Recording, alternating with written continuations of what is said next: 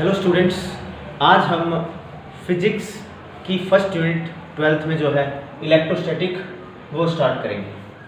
तो फिजिक्स का हमारा इस सेशन का पहला लेक्चर रहेगा ये।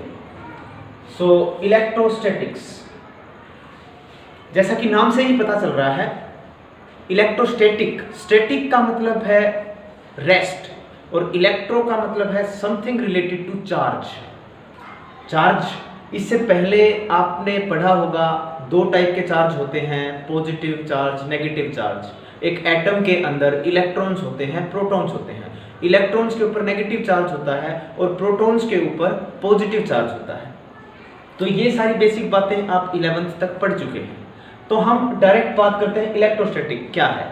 इलेक्ट्रोस्टैटिक फिजिक्स की वो ब्रांच है जिसमें हम स्टडी करेंगे चार्जेस के बारे में और उनके कारण जो चेंजेस आते हैं, जो फोर्सेस लगते हैं जब चार्ज रेस्ट पे होता है। That means if charge is at rest, then the force exerted by charge और force experienced by some other body due to that charge, वो सारी स्टडी हमारी इस यूनिट में हम पढ़ेंगे जिसका नाम है इलेक्ट्रोस्टैटिक्स। इलेक्ट्रोस्टैटिक एक सेंटेंस में अगर हम कहें तो it is the study of charge at rest. तो अब चार्ज है क्या, ये तो हम समझ गए कि चार्ज होता है, पॉजिटिव होता है, नेगेटिव होता है, बट चार्ज है क्या, हम कैसे डिफाइन करेंगे चार्ज को। चार्ज का मतलब होता है किसी मटेरियल की वो प्रॉपर्टी जिसके कारण उसके इलेक्ट्रिक इफेक्ट को कोई दूसरी चीज एक्सपीरियंस कर सके। So charge is that property of a material by which its electric effect can be felt by another body। ठीक वैसे ही जैसे किसी के अंदर मास होता है, द्रव्यमान जिसको बोलते हैं, तो मास के कारण उसके ग्रेविटेशनल इफेक्ट को कोई दूसरी चीज एक्सपीरियंस कर सकती है।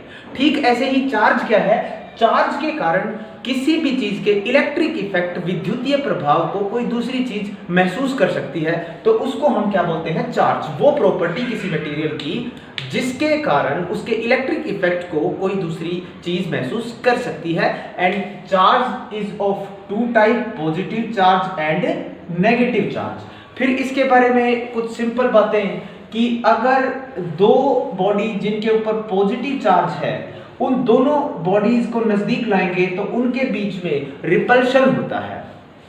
दो अगर नेगेटिव चार्ज बॉडीज हैं, उनको नजदीक लाएंगे तो उनके बीच में भी क्या होगा, रिपल्शन होगा। लेकिन अगर एक पॉजिटिव है और दूसरा नेगेटिव है तो वो एक दूसरे को अट्रैक्ट करेंगे।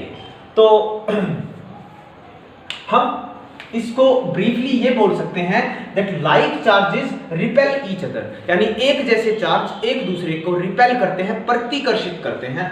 और जो अनलाइक चार्जेस हैं, अनलाइक मतलब जो एक जैसे नहीं हैं, वो चार्जेस एक दूसरे को अट्रैक्ट करते हैं यानी आकर्षित करते हैं। तो ये चार्जेस के बारे में हमने पढ़ा अभी स्टॉपेज। अब हमारे सामने जो क्वेश्चन है वो ये है कि किसी चीज के ऊपर चार्ज आता कैसे है, क्या चीज है चार्ज। तो देखिए, हमने अभी तक पढ़ा है साइंस में कि every atom is neutral. Neutral मतलब हर एक के ऊपर इक्वल पॉजिटिव और इक्वल नेगेटिव चार्ज होते हैं। ठीक जैसा कि सोडियम की बात करें हम, तो सोडियम के अंदर 11 प्रोटॉन्स होते हैं और 11 इलेक्ट्रॉन्स भी होते हैं।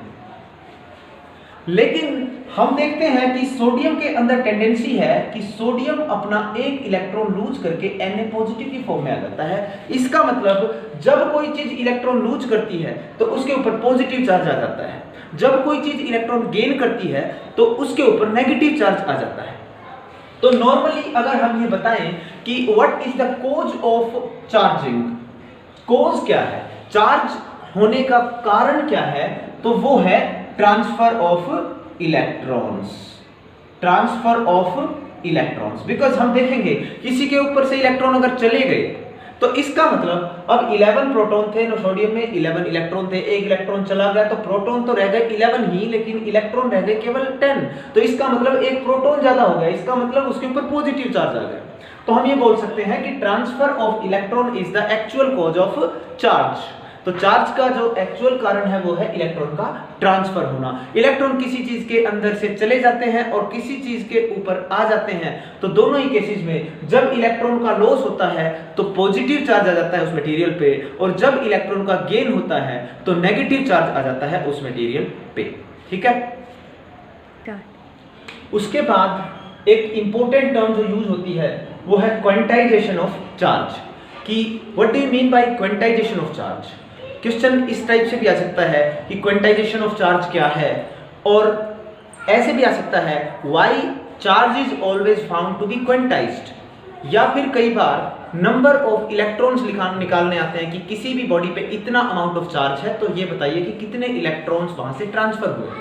तो तीनों ही क्वेश्चन हम इस टॉपिक में समझेंगे। क्वांटाइजेशन ऑफ चार्ज का क्या मतलब है।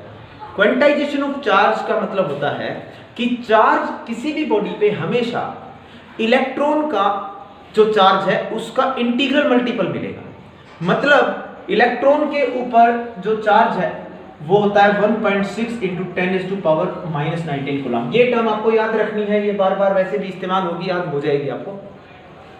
तो क्वांटाइजेशन का मतलब ये है कि किसी भी चीज के ऊपर अगर चार्ज होगा तो इतने चार्ज का इंटीग्रल मल्टीपल होगा। इंटीग्रल मल्टीपल का मतलब 1 गुना होगा उसका, या 2 गुना होगा, या उसका 3 गुना, या 4 गुना, या 5 गुना, यानी इंटीजर, फ्रैक्शनल नहीं होगा। ऐसा नहीं है कि इसका 1.5 गुना होगा या 2.5 गुना होगा, वो नहीं हो सकता है। तो क्वांटाइजेशन का मतलब क्या है कि हमेशा किसी भी बॉडी के ऊपर चार्ज इलेक्ट्रॉन के ऊपर जितना चार्ज होता है उसका इंटीग्रल मल्टीपल ही होगा, फ्रैक्शनल मल्टीपल नहीं हो सकता है। और इसका भी कारण बहुत सिंपल है जानना, क्योंकि देखिए अगर किसी बॉडी के ऊपर चार्ज आ रहा है तो इलेक्ट्रॉन के ट्रांसफर के कारण आ रहा है, और इलेक्ट्रॉन या तो 1 जाएगा, या 2 जाएंगे, या 3 जाएंगे। अब 1.5 इलेक्ट्रॉन तो ट्रांसफर हो नहीं सकता किसी चीज के ऊपर। तो इसीलिए क्वांटाइजेशन ऑफ चार्ज के अकॉर्डिंग किसी भी बॉडी के ऊपर चार्ज हमेशा इलेक्ट्रॉन का इंटीग्रल मल्टीपल होता है। ठीक है। तो क्वांटाइजेशन को हम फॉर्मूले से अगर दिखाना चाहें तो इसको दिखाते हैं Q is equal to Ne। That means total charge on a body is equal to n number of electron and E is the charge on one electron. So we can define quantization of a charge is, quantization of charge means the property of charge that it exists always as an integral multiple of charge on one electron and it is denoted by Q is equal to Ne। अब जैसे हमसे कोई पूछे कि ये बताइए कि 1 coulomb charge में कितने इलेक्ट्रॉन होंगे, how many electrons are there in 1 coulomb charge, तो हम इस फॉर्मूले से सिंपल निकाल सकते हैं कि 1 कूलम चार्ज, टोटल चार्ज की वैल्यू है Q is equal to 1 coulomb, n हमें निकालना है और इलेक्ट्रॉन के ऊपर चार्ज है 1.6 इंटू 10⁻⁻19 कूलम। तो n की वैल्यू यहां से अगर हम निकालें तो वैल्यू 1/1.6 इंटू 10⁻⁻19 कूलम से कूलम हम कैंसिल कर सकते हैं, ऊपर भी कूलम यहाँ भी। तो वैल्यू जो आएगी n की वो केवल देखिए इंटीजर्स में ही आएगी, 10⁻⁹ divide by 1.6 and we can also say that 10⁻19 को हम क्या लिख सकते हैं, 100 इंटू 10⁻17 डिवाइड बाई 1.6 को हम क्या लिख सकते हैं, 16/10 जो ऊपर चला जाएगा, और इसकी वैल्यू जब हम निकालते हैं तो ये वैल्यू आती है 6.25 इंटू 10⁻18। तो हम देख सकते हैं कि 1 कूलम चार्ज के अंदर कितने इलेक्ट्रॉन होंगे, 6.25 into 10⁻18। That many electrons makes 1 coulomb of charge. या फिर हमें कोई ये बोले कि बताइए 1 मिलियन इलेक्ट्रॉन्स में कितना चार्ज बनेगा, तो वो भी हम निकाल सकते हैं। 1 मिलियन में या 1 करोड़ में, कुछ भी बोल सकते हैं।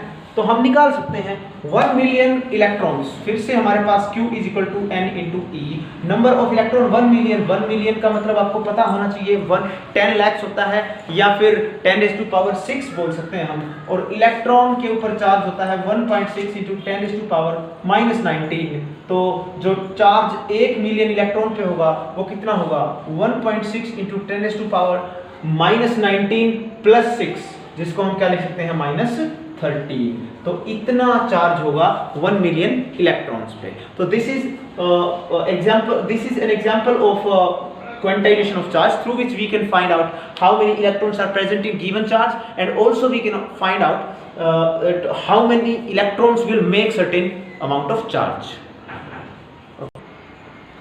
तो देखिए अभी हमने पढ़ा चार्ज क्या है, चार्ज के टाइप कितने हैं, कॉज ऑफ चार्ज क्या है, क्वांटाइजेशन ऑफ चार्ज क्या है।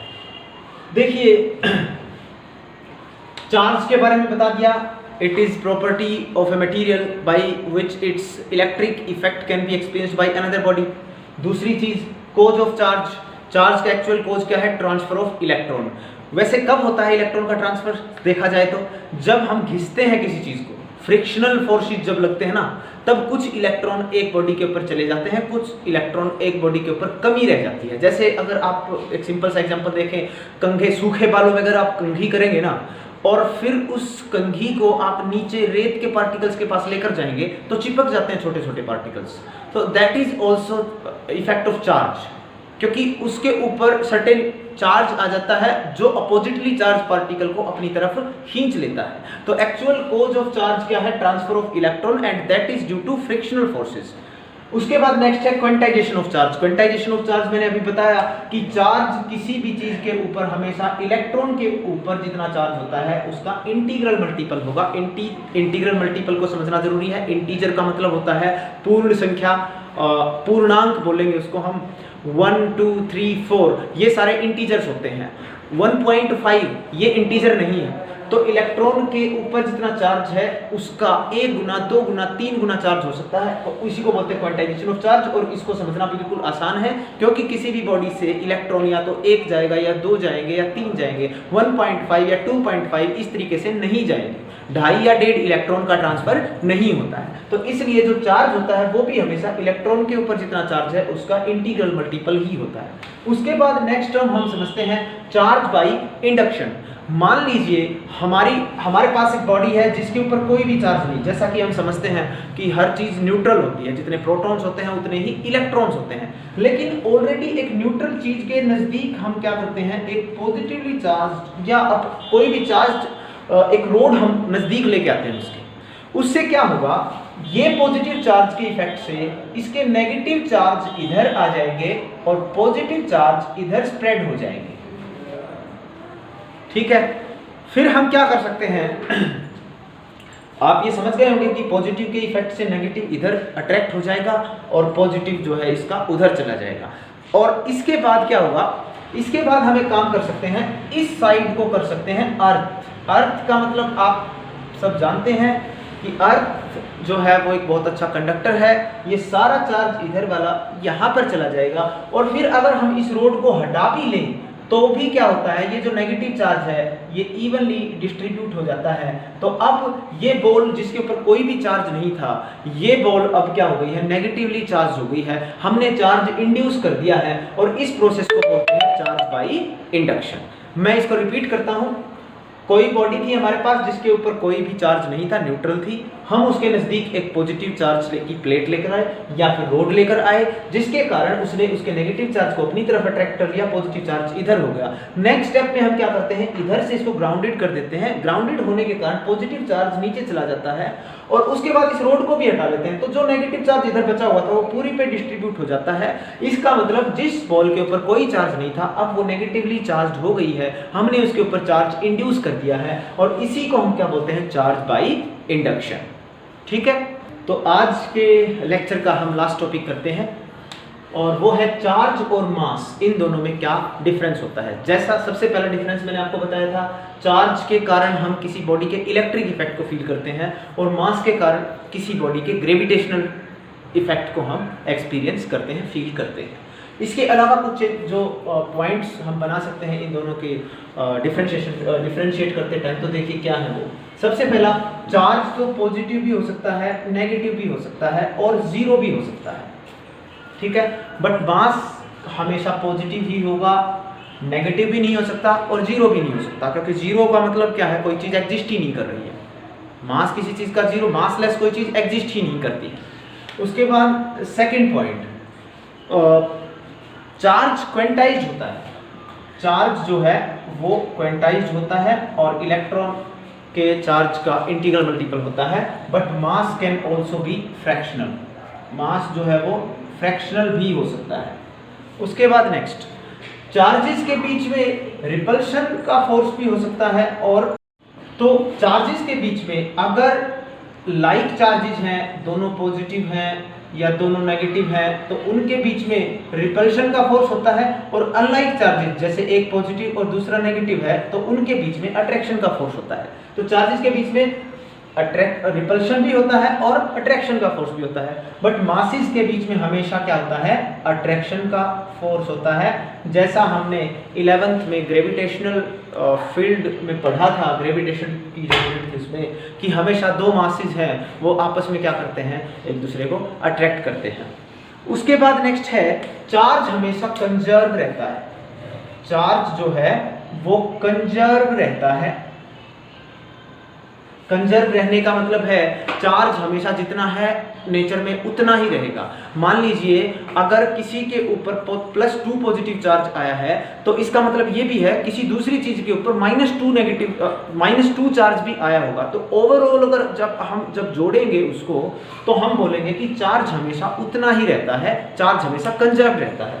बट मास के केस में हमने देखा कि मास जो है वो एनर्जी में कन्वर्ट हो जाता है। मतलब किसी रिएक्शन में कुछ रिएक्शंस ऐसी देखी गई हैं जिसमें रिएक्टेंट का मास प्रोडक्ट के मास के इक्वल नहीं पाया गया, यानी मास कंजर्व नहीं था, कुछ मास एनर्जी में कन्वर्ट हो गया था। सो हम ये बोल सकते हैं चार्ज कंजर्व होता है but mass is not always conserved, it can also be converted into energy। और उसके बाद सबसे लास्ट पॉइंट हम ये बोल सकते हैं, velocity of an object does not affect the charge। किसी भी ऑब्जेक्ट के ऊपर जितना चार्ज है, उस ऑब्जेक्ट की वेलोसिटी पे उस चार्ज की वैल्यू डिपेंड नहीं कर सकती है।